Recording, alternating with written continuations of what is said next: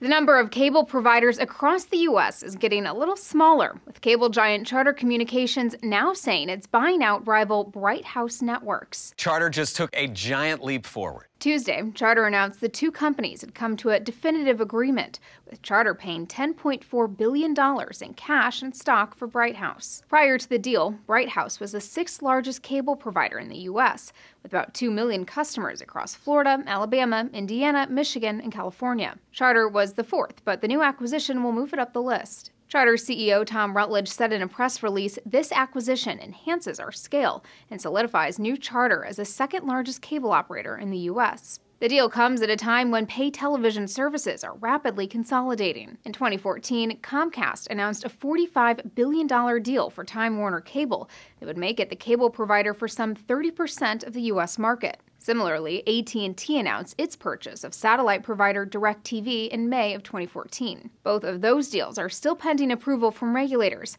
but could indicate the direction the industry is moving. As one industry analyst told The Wrap after Comcast announced it was buying Time Warner Cable, the deal certainly forces the rest of the cable industry to consolidate. Nobody else is in a position to bid like they can.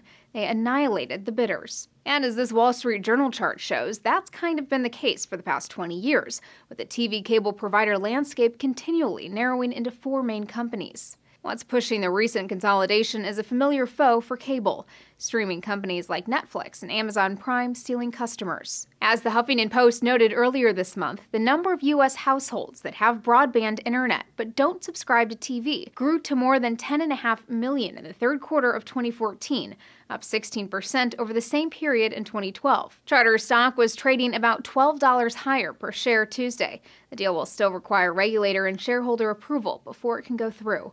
For Newsy, I'm Elizabeth Hagedorn, multiple sources, a broader view.